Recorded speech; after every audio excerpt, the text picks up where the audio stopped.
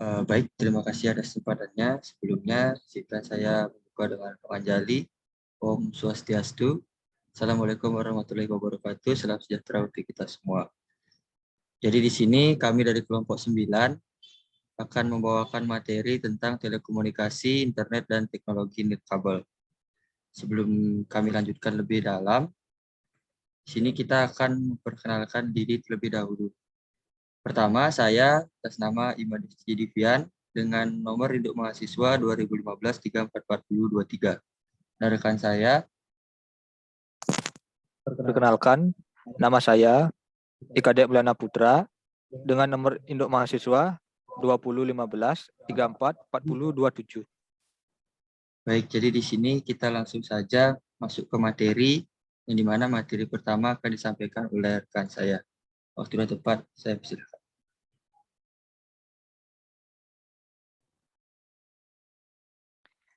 Arsitektur komputer adalah ilmu yang mempelajari tentang cara menghubungkan berbagai komponen perangkat hingga terbentuklah sebuah komputer.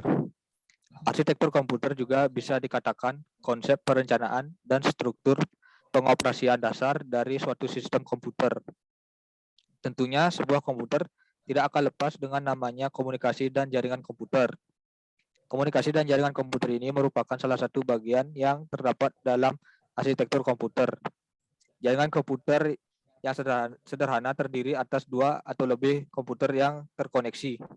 Komponen-komponen dasarnya mencangkup komputer atau server dan klien, antarmuka jaringan, medium koneksi, perangkat lunak sistem jaringan, serta satu hub atau switch. Infrastruktur jaringan untuk satu perusahaan besar mencangkup sistem telepon, komunikasi seluler, local area network atau LAN, nirkabel, video conferencing system, website perusahaan, intranet, extranet, dan wide area network atau WAN, termasuk internet. Teknologi kontemporer dibentuk oleh adanya klien atau server computing, penggunaan paket switching, serta pengadopsian transmission control protocol atau internet protocol atau TCP/IP sebagai salah satu standar komunikasi universal untuk menghubungkan jaringan-jaringan dan komputer-komputer yang terpisah satu sama lain, termasuk internet. Protokol merupakan satu set kaidah atau aturan bersama yang menjadikan komunikasi bisa terjadi antar komponen terpisah dalam suatu jaringan telekomunikasi. Dalam era globalisasi ini, kita tidak akan terlepas dengan perangkat komputer dan sistem yang online. Di era modern ini, sebagian besar kegiatan dilakukan secara online dengan bantuan komputer tentunya. Akan terpikirkan mengapa suatu komputer dapat memberikan layanan internet kepada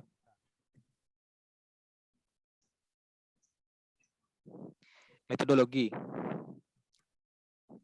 Yang pertama, jenis penulisan.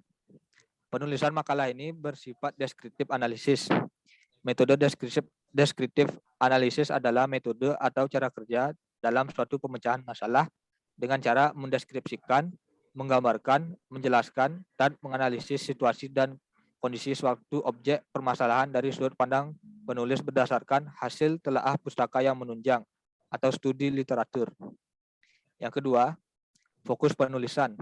Objek permasalahan adalah komunikasi dan jaringan komputer pada bagian arsitektur komputer. Penulisan mencoba memberikan solusi dan pemaparan terhadap topik tersebut. Penulis berfokus pada pemaparan dan penjelasan tentang komunikasi dan jaringan komputer. Selanjutnya, sumber data. Sumber data yang akan pada studi ini adalah sumber data sekunder. Data sekunder dapat diperoleh dari pustaka yang menunjang seperti textbooks, jurnal, dokumentasi, data lembaga penelitian, maupun data instansi terkait yang relevan. Yang keempat, teknik pengumpulan data. Teknik pengumpulan data melalui studi literal atau studi kepustakaan. Studi kepustakaan dilakukan dengan cara mengumpulkan data-data berupa data sekunder yang berhubungan dengan topik dan masalah terkait dengan komunikasi dan jaringan komputer pada arsitektur komputer. Yang kelima, analisis data. Proses Menganalisis data dilakukan setelah seluruh data terkumpul. Analisis data dilakukan dengan cara membaca, mempelajari, menelaah, dan membandingkan berbagai sumber pustaka serta menginterpretasikan hasil analisis sehingga dapat menjawab semua permasalahan. Tahap terakhir adalah menarik kesimpulan dari permasalahan yang telah terjawab.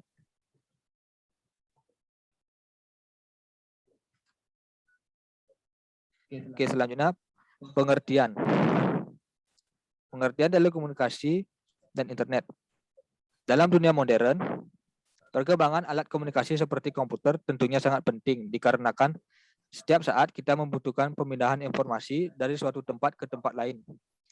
Karena itu, secara definisi telekomunikasi adalah setiap pemancar, pengiriman, atau penerimaan dari setiap informasi dalam bentuk tanda-tanda, isyarat, tulisan, gambar, suara, dan bunyi melalui sistem kawat, optik, radio, atau sistem elektromagnetik lainnya. Internet adalah jaringan global menggunakan standar universal untuk menghubungkan sudut beda. Atau dengan kata lain, internet berasal dari kata internet working atau terhubungan jaringan-jaringan yang terpisah, yang masing-masing memiliki identitasnya sendiri, menjadi jaringan yang saling menghubung. Yang kedua, fungsi dari telekomunikasi dan internet. Secara umum, tujuan dan fungsi dari internet adalah untuk sarana konektivitas dan komunikasi, akses informasi, pengetahuan, dan edukasi, alamat, dan pemetaan, kemudahan bisnis, serta hiburan. Fungsi internet juga untuk membantu dalam berkomunikasi satu sama lain menggunakan jaringan komputer yang menerapkan telekomunikasi. Sehingga pengguna komputer dalam suatu area tertentu dimungkinkan untuk dapat berbagi data hingga hardware secara bersamaan. Fungsi internet akan membantu manusia lebih efektif dalam bekerja. Ujung-ujungnya akan menghasilkan produktivitas kerja. Selain itu, kemudahan berkomunikasi akan membuat manusia semakin berkehidupan sosial, tahu perkembangan zaman, dan apa yang sedang berkembang menjadi nilai plus keberadaan internet. Hal ini akan berdampak pada meningkatnya relasi kerjasama.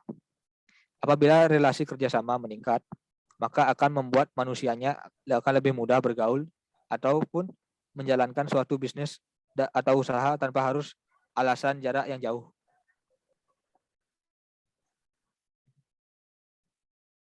Yang ketiga, klasifikasi telekomunikasi dan internet.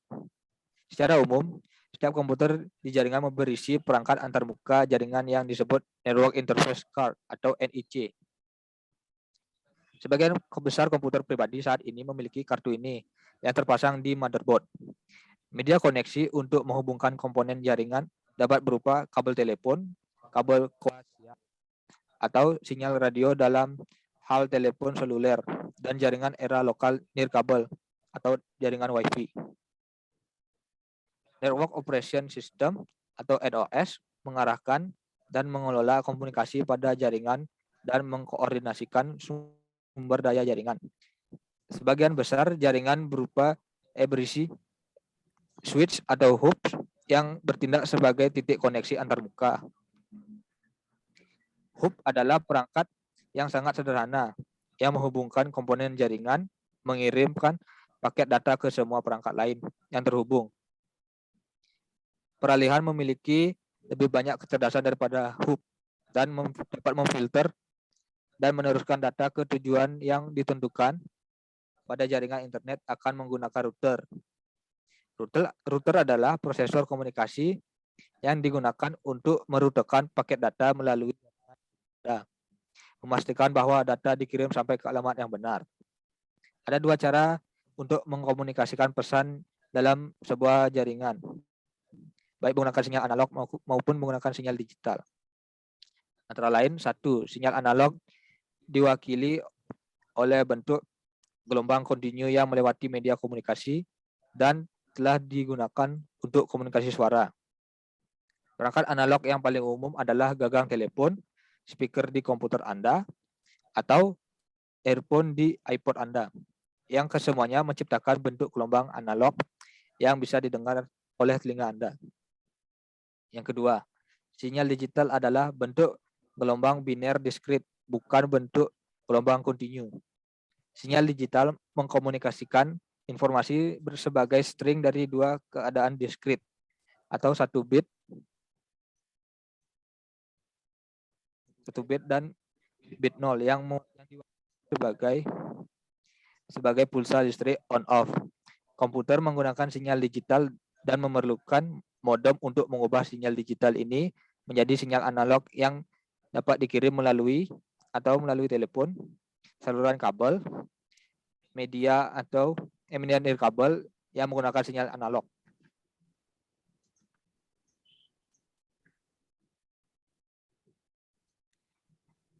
Selanjutnya ada klasifikasi telekomunikasi dan internet. Yang pertama ada sebaran dan arsitektur internet didasarkan pada paket TCP atau IP yang dijelaskan ini. Setiap komputer di internet diberi atau IP yang unik, yang saat ini merupakan nomor 32 bit oleh 4 senar angka dimulai dari 0 sampai 200 misalkan oleh periode.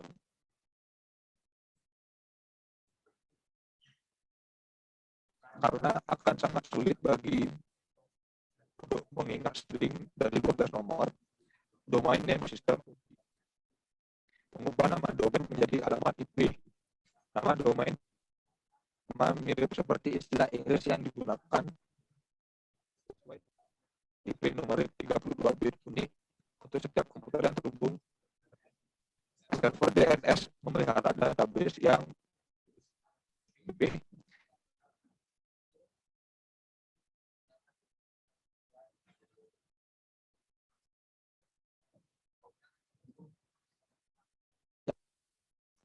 Pertama ada .com atau bisnis. Yang kedua ada .edu, ini lembaga pendidikan. Yang ketiga ada .gov. Yang keempat ada .mil sebagai militer. Yang kelima ada .net sebagai jaringan komputer. Yang keenam ada .org atau untuk organisasi dan yayasan sebagai perusahaan bisnis. Dan yang terakhir informasi.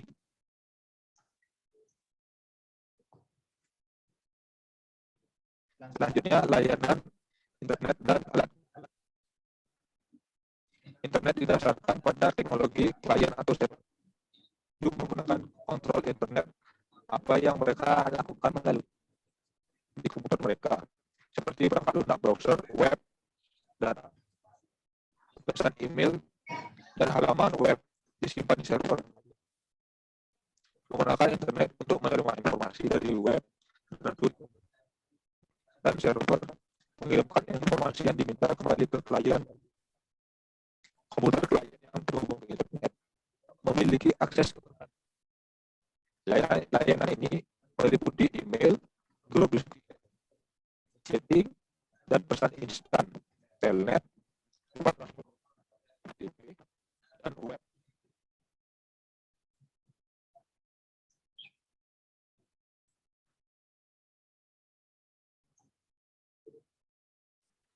Ada mungkin web untuk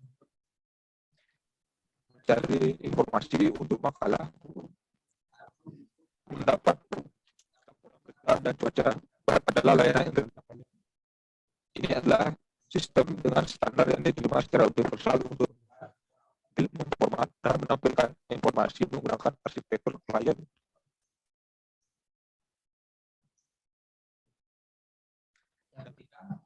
Ada intranet dan extranet.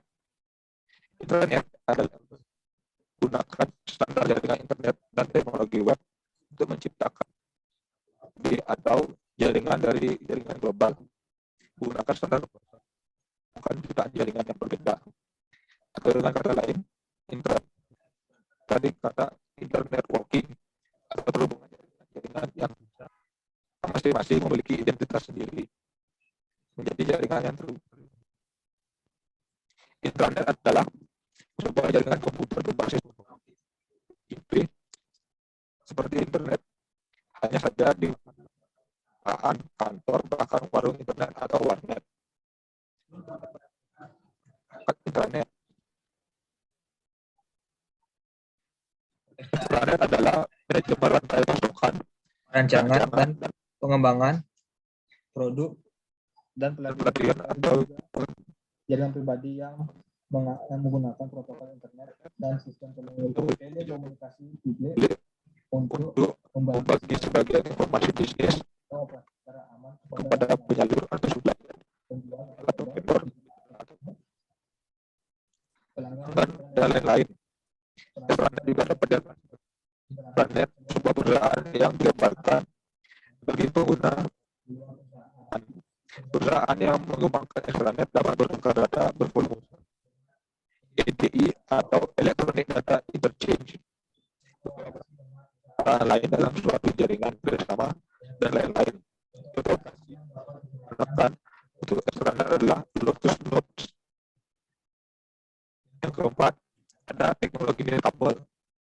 Teknologi nirkabel merupakan teknologi yang menghubungkan dua piranti untuk bukan media kabel. Kata lain, dapat kabel untuk dapat saling terhubung. Gunakan kabel yang komunikasi kabel atau mobile dan komunikasi. Ponsel personal digital asisten atau PDA kecil, komputer genggam yang dapat menampilkan jadwal elektronik dan buku alamat.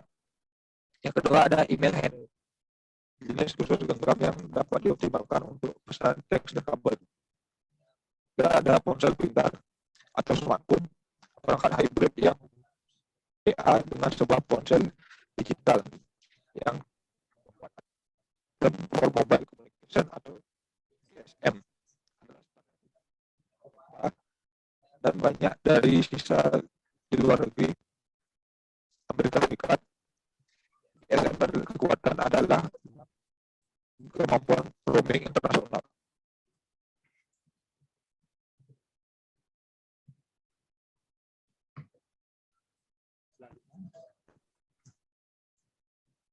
Jenis-jenis jaringan yang pertama ada local area network atau LAN. Local area network atau LAN merupakan jenis yang digunakan untuk berbagi data antar perangkat yang dipakai di tempat-tempat dengan lingkup wilayah kecil, misalkan sekolah. Selanjutnya, wide area network atau WAN merupakan jenis jaringan LAN, tetapi untuk lingkup wilayahnya lebih luas. WAN diketahui memiliki kemampuan tinggi sehingga ada suatu perangkat yang berperan untuk mengatur jaringan. Tiga, ada MAN atau Metropolitan Area. MAN atau Metropolitan Area Network merupakan lebih besar dan biasanya menggunakan teknologi yang sama dengan LAN. Dapat menjangkau kantor-kantor perusahaan yang letaknya di sebuah kota.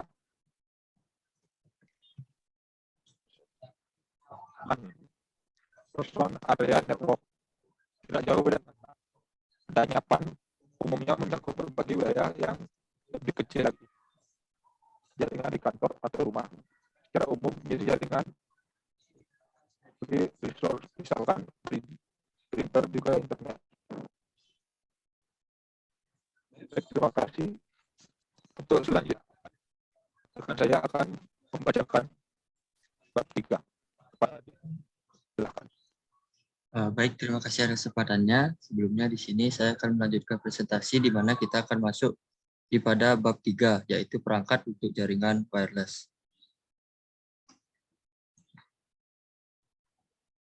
Oke, jadi bisa kita lihat di layar pengertian dari jaringan wireless.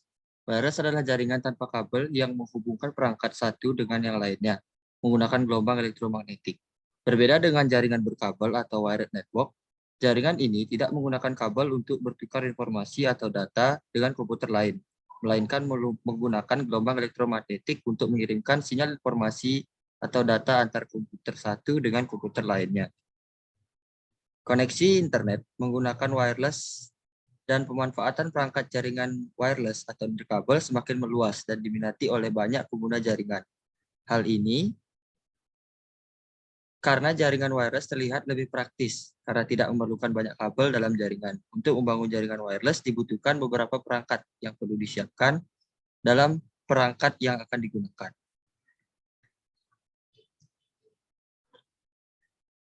Baik, jadi di sini berikutnya ada perangkat jaringan nirkabel atau wireless, yang dimana yang pertama ada access point.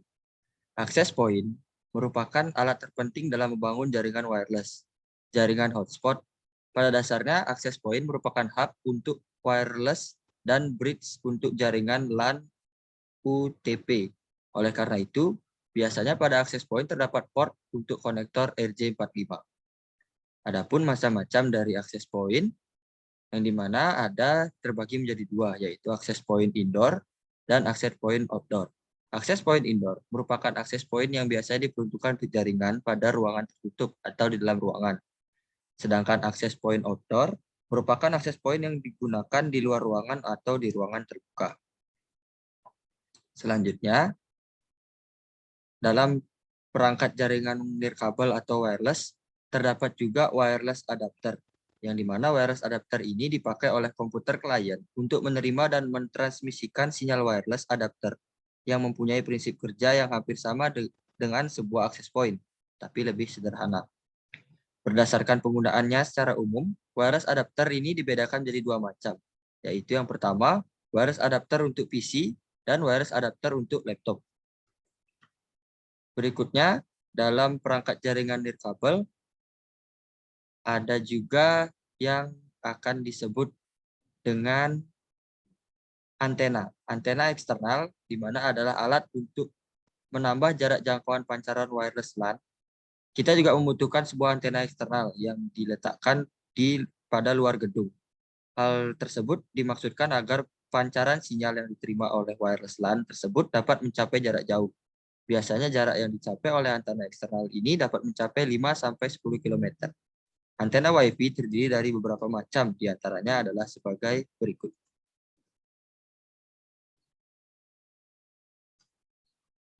Oke, kita mulai dari antena grid. Antena grid secara definisi adalah antena Wi-Fi jenis ini merupakan bentuk seperti jaring. Jadi bisa dilihat di layar. Kemudian cakupan dari antena grid hanya searah sehingga antena jenis ini biasanya dilengkapi dengan pasangan antena yang dipasang di tempat lain atau antena pemancar sinyal. Antena tersebut diarahkan ke antena pemancar sehingga sinyal yang diterima akan lebih kuat. Fungsi dari antena grid adalah menerima dan mengirim sinyal data melalui sistem gelombang radio 2,4 MHz. Berikutnya ada antena omni. Antena Wi-Fi yang satu ini memiliki bentuk menyerupai tongkat namun lebih kecil. Antena ini mempunyai cakupan yang lebih luas daripada antena grid tadi. Cakupan antena ini menyebar ke semua arah dan membentuk seperti semacam lingkaran. Jenis antena ini biasanya digunakan pada jaringan WAN dengan tipe konfigurasi point to multipoint atau P2MP.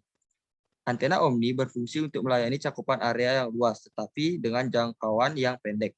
Dengan jangkauan area yang luas, kemungkinan di area ini juga akan terkumpul sinyal lain yang tidak diinginkan. Berikutnya, jenis antena ini sangat cocok digunakan untuk sistem koneksi point to multipoint atau koneksi hotspot. Selanjutnya ada antena sektoral. Antena jenis ini hampir sama dengan antena omni. Namun antena ini mampu menampung hingga 5 klien. Biasanya dengan area sektoral dipasang secara horizontal maupun tegak lurus. Selanjutnya ada jenis antena Yagi. Antena Yagi mempunyai bentuk menyerupai ikan teri. Sama dengan antena grid, antena ini juga mempunyai cakupan yang searah. Perbedaan utama dari antena Yagi dengan grid adalah antena ini cukup jarang digunakan dalam jaringan. Biasanya antena ini akan diarahkan ke pemancar. Antena ini terdiri dari 3 bagian, yang dimana meliputi driven, reflektor, dan direktor. Driven merupakan titik satu dari kabel antena. Panjang fisik driven biasanya adalah setengah panjang gelombang frekuensi radio yang diterima atau dipancarkan. Reflektor merupakan bagian belakang antena yang digunakan untuk memantulkan sinyal. Panjang fisik reflektor biasanya lebih panjang dari driven. Sedangkan direktor merupakan bagian pengarah antena. Bagian ini ukurannya lebih pendek daripada driven. Berikutnya ada antena PVC. Dinamai dengan antena PVC karena antena ini bahannya terbuat dari pipa PVC yang kemudian dilapisi dengan aluminium foil. Sebenarnya desain antena ini merupakan pengembangan dari antena kaleng yang sering berkarat bila dipasang di area outdoor. Keunggulan antena ini adalah tahan cuaca, tidak berkarat, dan mudah pemasangannya. Namun antena ini hanya bisa digunakan untuk jarak dekat, yaitu 200-300 meter saja. Berikutnya ada antena 8 quart. Antena ini termasuk jenis antena sektoral. Pasalnya, pola radiasi antena berada satu arah dengan sudut arah yang lebar. Antena 8 quart cocok untuk antena yang di mana poin di klien berada di arah tertentu. Berikutnya ada antena wajan holik. Antena ini dinamai dengan wajan holik karena antena ini hampir sama dengan antena parabolik. Antena ini cukup sederhana karena bahan untuk parabolik disk menggunakan wajan atau alat dapur yang sering digunakan untuk memasak. Antena wajan holik berfungsi untuk memperkuat sinyal nirkabel dari hotspot yang karena lokasinya terlalu jauh sulit diterima oleh USB wireless adapter jika hanya langsung terhubung dengan laptop atau PC.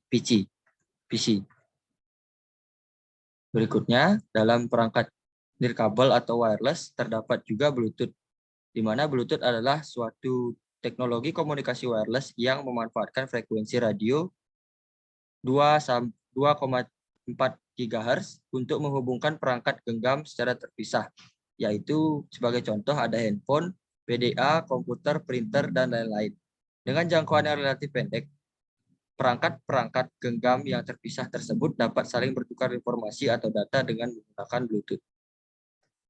Selanjutnya, dalam perangkat jaringan nirkabel ada juga Network Interface Card, yang dimana Network Interface Card atau NIC adalah expansion board yang digunakan supaya komputer dapat dihubungkan dengan jaringan. Sebagian besar NIC dirancang untuk jaringan, protokol, dan media tertentu. NIC biasanya disebut juga dengan LAN card. Selanjutnya ada server.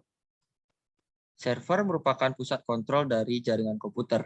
Server berfungsi untuk menyimpan informasi dan untuk mengelola suatu jaringan komputer.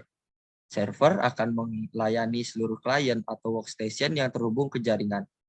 Sistem operasi yang digunakan pada server adalah sistem operasi yang khusus yang dapat memberikan jaringan pada workstation. Berikutnya ada workstation. Workstation adalah komputer yang terhubung dengan sebuah LAN. Sebuah komputer yang terhubung dengan jaringan dapat dikatakan sebagai workstation. Komputer ini melakukan akses ke server guna mendapat layanan yang telah disediakan oleh server. Selanjutnya ada modem, di mana modem adalah sebuah device yang digunakan sebagai penghubung dari sebuah PC atau jaringan ke penyedia layanan internet atau Internet Service Provider atau ISP. Selanjutnya pada perangkat jaringan nirkabel atau wireless ada juga bandwidth, di mana bandwidth adalah jumlah atau volume data dalam satuan bit per second yang dapat ditransmisikan lewat sebuah media transmisi jaringan dalam suatu satuan waktu. Secara umum, bandwidth dapat dianalogikan seperti sebuah ember dan data adalah air yang akan mengisi ember tersebut. Berikutnya, ada juga bridge. Bridge adalah peranti yang meluruskan lalu lintas antara segmen jaringan berdasar informasi pada lapisan data link, di mana bridge membagi satu buah jaringan besar ke dalam beberapa jaringan kecil. Bridge juga dapat digunakan untuk mengkoneksi network yang digunakan menggunakan tipe kabel yang berbeda ataupun topologi yang berbeda pula. Selanjutnya ada router. Router adalah perangkat yang berfungsi menghubungkan suatu LAN ke suatu internet working atau WAN dan mengelola penyaluran lalu lintas data di dalamnya. Router akan menentukan jalur terbaik untuk komunikasi data. Sistem kerja ini berbeda dengan bridge yang bersifat protokol independen, di mana protokol independen adalah keluarga protokol multicast untuk jaringan protokol internet yang menyediakan distribusi data satu ke banyak dan banyak ke banyak melalui LAN, WAN, ataupun internet. Selanjutnya ada repeater, di mana repeater bertugas untuk meregenerasi atau memperkuat sinyal-sinyal yang masuk. Pada Ethernet, kualitas transmisi data hanya dapat bertahan dengan range waktu dan jangkauan terbatas, yang selanjutnya mengalami degradasi. Berikutnya, kita masuk di pemanfaatan jaringan wireless pada kehidupan. Yang dimana dalam kehidupan untuk mempermudah kelangsungan hidup, sudah pasti dengan jaringan komputer kita bisa melakukan berbagai aktivitas untuk semakin mudah dan ringkas. Banyak manfaat yang bisa kita dapatkan di jaringan komputer ini, apalagi di zaman sekarang yang hampir seluruh kegiatan sehari-harinya menggunakan bantuan komputer. Kita masuk kepada pemanfaatan jaringan wireless pada kehidupan yang pertama, yaitu ada peningkatan produktivitas. Secara definisi, jaringan komputer juga dapat digunakan untuk meningkatkan produktivitas kerja bagi para pemakai komputer, serta kualitas produk yang dihasilkan. Dengan kemudahan mengakses data dari berbagai tempat, pemakai komputer dapat memiliki waktu luang yang lebih banyak dan waktu ini dapat digunakan untuk rekreasi, penelitian, dan lain sebagainya. Semua ini dapat digunakan sebagai sarana untuk meningkatkan produktivitas. Berikutnya, kita masuk ke sharing data. Sharing data atau pemakaian data secara bersama. Dengan adanya konsep jaringan yang menghubungkan sistem satu dengan sistem lainnya, maka memungkinkan pengiriman file dari sistem yang satu ke sistem yang lain.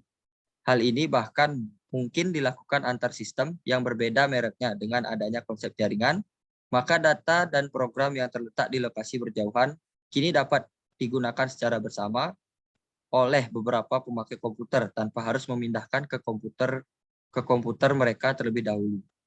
Proses ini dinamai dengan proses distribusi. Suatu file data yang dapat dipakai secara bersama juga disebut sebagai share data. Berikutnya, ada pemanfaatan jaringan wireless pada kehidupan, yaitu memudahkan kita mendapatkan informasi. Dengan adanya konsep ini saling terhubung, maka waktu dan jarak kini sudah bukan menjadi masalah. Informasi yang sedemikian berharganya dapat segera diperoleh dalam waktu yang sangat singkat, dan komputer dari tempat yang saling berjauhan pun dapat saling bertukar informasi. Selanjutnya ada pemakaian peralatan secara bersama. Peralatan komputer seperti misalnya CPU, hard disk, magnetic tape printer, power supply, ataupun yang lainnya dapat dipakai secara bersama-sama oleh sekian banyak pemakai. Dengan adanya sistem ini menyebabkan semua PC yang tadinya bekerja sendiri dapat saling bekerja sama dalam batas-batas tertentu, bahkan juga dengan sistem komputer yang lebih besar. Kerjasama juga dapat semakin berkembang dengan adanya pertukaran data sampai saling memakai peralatan dihubungkan dengan salah satu sistem komputer.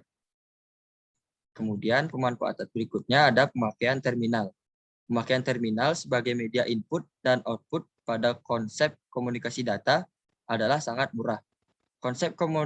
Harga komputer dewasa ini sangatlah murah dan harga terminal jauh lebih murah apabila dibanding dengan harga sebuah komputer. Jaringan menyebabkan banyak pemakai yang dapat saling bekerja sama tanpa harus menyebabkan ketergantungan pada satu CPU. Sehingga bila CPU tersebut tidak bekerja, maka semua pemakai tidak harus berhenti, tetapi dapat mengalihkan pada CPU yang lainnya. Berikutnya ada hubungan antar sistem yang berbeda. Berbagai sistem dan merek yang berbeda dapat saling dihubungkan dengan suatu jaringan. Dan bila merek tersebut menggunakan protokol yang sama, maka tidak hanya berhubungan secara fisik, tetapi juga dapat berkomunikasi dan bekerja sama. Sebuah terminal misalnya dapat berhubungan dengan berbagai macam sistem, sehingga tidak perlu setiap sistem memiliki terminal sendiri. Demikian pula halnya dengan printer, yang dimana dapat digunakan secara bersama oleh 2 atau lebih sistem. Berikutnya, keuntungan atau pemanfaatan jaringan wireless pada kehidupan ada di penyebaran informasi. Informasi yang kita dapat di setiap saat akan disebarluaskan melalui terminal-terminal yang ada di berbagai tempat. Di samping itu, penerima informasi juga dapat menjawab ataupun memberikan tanggapannya secara langsung melalui terminal yang ada di hadapannya. Dengan demikian, distribusi dan aksesibilitas dapat meningkat. Kemudian yang terakhir, ada pengurangan kertas kerja. Dengan adanya data dan program yang tersimpan secara bersama, maka kebutuhan akan kertas kerja yang digunakan untuk menyimpan berbagai macam dokumen akan menurun secara drastis. Dokumen-dokumen yang ada pada akhirnya akan tersimpan di dalam suatu file database yang dapat digunakan secara bersama oleh pemakai komputer. Jadi sekian pemanfaatan, kita masuk kepada kesimpulan, di mana kesimpulan dapat diartikan perkembangan teknologi internet dan jaringan merupakan sebuah tren yang tidak dapat dibendung dan terbendung lagi. Era globalisasi telah mengantar perkembangan di berbagai aspek kehidupan manusia. Kehadiran teknologi komunikasi dan informasi dengan segudang kecanggihan dan kemudahan yang dibawanya mampu mengantar manusia ke sebuah tatanan yang memiliki kualitas dan standar hidup yang lebih baik. Begitu cepat dan kuatnya perkembangan teknologi komunikasi, internet dan teknologi nirkabel tentu berperan dalam pertumbuhan sektor usaha dan bisnis di Indonesia khususnya. Kemajuan di bidang teknologi, komputer, dan telekomunikasi mendukung perkembangan teknologi internet. Oleh karena itu, pemerataan pemahaman terhadap teknologi ini merupakan dasar berpijak bagi totalitas masyarakat untuk dapat dimasuki era globalisasi. Penggunaan teknologi dapat diimbangi dengan pengetahuan dan etika, sulit memberi efek positif dalam kehidupan masyarakat. Sebaliknya, pengetahuan terhadap suatu bidang tanpa pemanfaatan teknologi hanya menghasilkan sebuah itikar yang panjang dan melelahkan. Usaha meminimalisasi kesenjangan pengetahuan atau knowledge device, khususnya pengetahuan tentang teknologi dapat mendorong berkurangnya kesenjangan kesejahteraan dalam masyarakat. Selain itu, pemahaman terhadap berbagai potensi perkembangan teknologi dan standar yang dimiliki memungkinkan masyarakat dapat mengoptimalkan penggunaan teknologi komunikasi yang ada. Teknologi memang dapat memberi banyak dampak positif dan negatif, tetapi dengan pemahaman dan paripurna terkait problematika dan dinamika teknologi yang berkembang, maka setiap individu dan masyarakat yang ada di sebuah negara akan menjadi penguasa teknologi dan bukan sebaliknya menjadi masyarakat yang dikuasai atau dikendalikan oleh teknologi. Jadi mungkin sekian kesimpulan yang dapat saya sampaikan bersama rekan saya Eka Dek Mulyana Putra. Saya tutup dengan para mesanti. Om Santi Santi Santi Om. Wassalamualaikum warahmatullahi wabarakatuh. Mohon maaf apabila kami berdua memiliki kesalahan kata dalam penyampaian. Kami tutup dengan ucapan terima kasih.